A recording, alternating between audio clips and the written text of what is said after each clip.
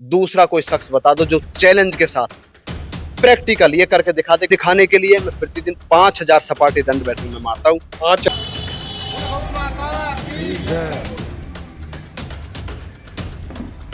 माता राष्ट्रमाता ब्रह्मचर्य चरित्र के माध्यम से मुझसे जुड़कर हम मिलकर गौ माता राष्ट्रमाता के लिए ये जो यात्रा निकाली है। कृष्ण भगवान की जननी ऐसा बताते यशोदा माँ ने भूल चूक में गौ माता को पशु बोल दिया था। कृष्ण भगवान ने 1 सप्ताह तक भोजन नहीं किया था। तो लगा लो आप कृष्ण भगवान कितना प्रेम करते होंगे गैया मैया।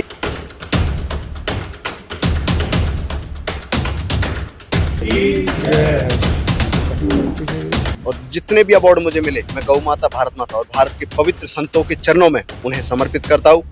वृंदावन की नगरी एक ही बात कहती है कि गौ माता को राष्ट्रमाता का सम्मान मिले। वृंदावन की नगरी एक ही बात कहती है, दूध घी की नदियां बहे। वृंदावन कृष्ण भगवान की नगरी एक ही बात कहती है, गौ माता के गोबर से स्नान करे। मैं आज तक कोई क्रीम पाउडर नहीं लगाता। ये मेरे ब्रह्मचर्य चरित्र का तप है, ये मेरी मेहनत है, व्यायाम है, योग है। इसके पीछे सालों की मेहनत है, एक दिन की मेहनत से कोई नहीं चमकता। कई सालों की मेहनत करने के बाद और निस्वार्थ कार्य घर से दूर रहने के बाद में गौ माता राष्ट्रमाता बने। अन्यथा आज कोई इन्फ्लुएंसर या यूट्यूबर कोई भी खिलाड़ी मेडल जीत लेता है तो उसे विज्ञापनों के माध्यम से खरीद लिया जाता है और वो अंडे में, मांस में, पाउडर में, डिब्बे में इतनी ताकत है, लोगों को भ्रमित कर देता है। क्या राम भगवान ने कभी अंडे खाए?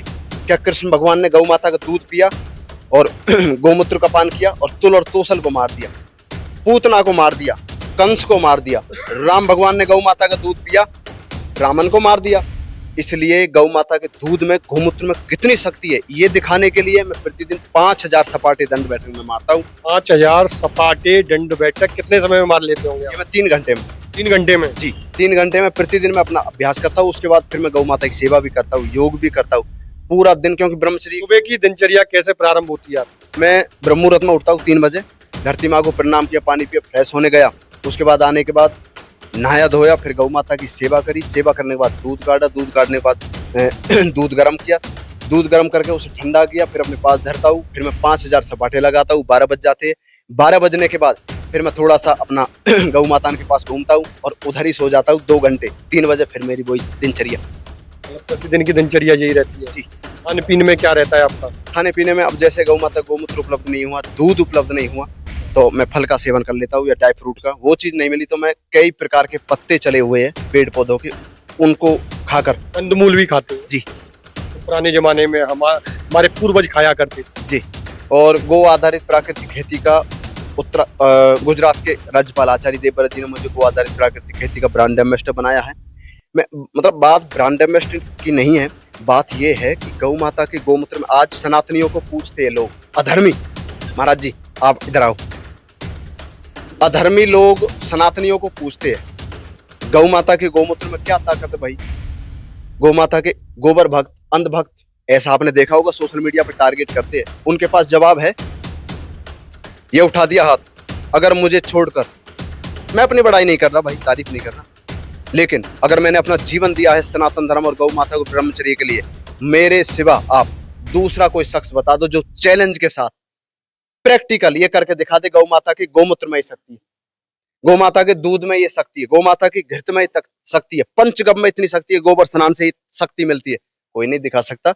यहाँ बातें बनाने का काम नहीं है, रील का काम नहीं, यहाँ तो रियल का काम है। आज बड़े सौभाग्य का विषय है कि हम अपने गुरु के समान आचार्य जी के चरणों में सपाटे दंड बैठक लगाकर अपने विश्व रिकॉर्डों के साथ एक आशीर्वाद प्राप्त किया, ताकि वो आशीर्वाद ईश्वर गौ माता की कृपा से गौ माता को राष्ट्रमाता का सम्मान दिला सके, नशा मुक्त भारत बन सके और वृंदावन मथुरा के लोग गौ माता से प्रेम करके और कृष्ण भगवान की भक्ति को सिद्ध कर सके। ऐसा मेरा। बहुत सुंदर, बहुत सुंदर। आपने बाल अवस्था से कब आपने संन्यास जीवन में गए? मैं मतलब संन्यास जीवन में मैं घर से ही कई साल। कितने साल हो गए होंगे आपको बाल अवस्था से क्या युवा अवस्था से? मतलब मैं 7 साल की उम्र से घर से निकल गया था। तो उत्तराखंड में है संत गोपाल मणि महाराज जी, उनके आश्रम में रहा। आचार्य आर्य नरेश जी, वो मेरे गुरु के समान है, उनके पास रहा और वहां मैंने ब्रह्मचर्य चरित्र की शिक्षा प्राप्त करके और 25,000 से ज्यादा कॉलेज स्कूलों में निस्वार्थ मैं दिखा चुका हूँ कि नौजवान युवक युवती विद्यार्थी अगर ब्रह्मचर्य का पालन नहीं करेंगे, संयम का, सात्विक भोजन अपने जीवन में नहीं अपनाएंगे, तो निश्चित तौर पर वो अपने हाथों से स्वयं अपनी हत्या कर लेंगे, जो आज हो रहा है महाराज जी।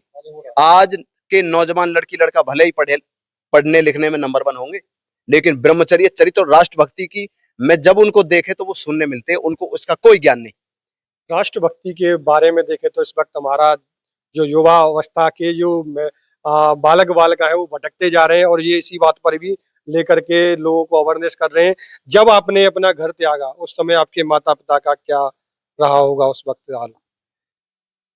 माता पिता का मुझे घर से संस्कार मिले, और मेरे और भी भाई है बहन है, लेकिन एक परिवार होता है, लोग परिवार के लिए जीते हैं मर जाते हैं। ईश्वर की कृपा से दुनिया में जिसका गुणगान गाया जाता है निश्चित तौर पर उन्होंने त्याग ही किया होगा। जब तक आप त्याग नहीं करेंगे समाज में आपका नाम नहीं बन सकता। जब तक आप त्याग नहीं करेंगे राष्ट्रभक्ति ईश्वर भक्ति से आप जुड़ नहीं सकते, क्योंकि त्याग बहुत बड़ी शक्ति। ऐसा नहीं कह रहा मैं कि घर छोड़ दो, देखो घर में रहकर भी बहुत मैं आपको बता सकता हूँ। हमारे आचार्य जी हमारे पास खड़े हैं, हो सकता है लाखों करोड़ों लोग आपसे प्रेरणा हो, कथा सुनते हो, लेकिन घर में रहकर भी त्याग ऐसा मतलब गलत चीजों का त्याग कह रहा हूँ। गंदी चीज, गलत खाना, गलत बोलना, गलत उठना, जातिवाद, इन सब चीजों का त्याग कर दो। और मेरा वैसे भी मतलब अपने गांव में घर में थोड़ा मन नहीं लगता, इसलिए मैं अच्छी जगह रहता हूँ, और जब भी गांव में कोई कार्यक्रम होता है मैं अवश्य जाता हूँ भाई। आगे क्या रहेगा आपकी रूपरेखा?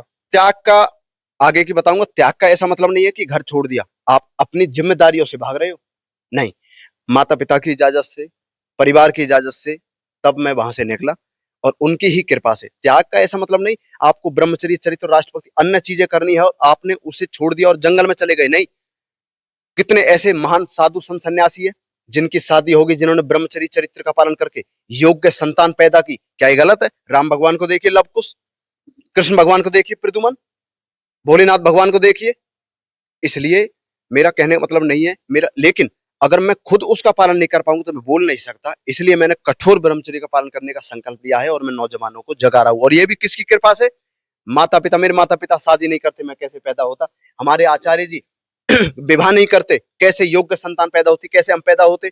इसलिए मैं सोशल मीडिया में इतना ही कहूंगा भैया। क्या आगे चल के आप भी ब्रह्मचर्य तोड़ोगे ब्रह्मचर्य या कोई, जैसे कि मेनका उस जमाने में मिली थी, क्या आपको इस जमाने में कोई मेनका मिल गई तो? दुनिया भर की मेनका मिलती है, और मैं ऐसी मेनका उन पर ध्यान नहीं देता।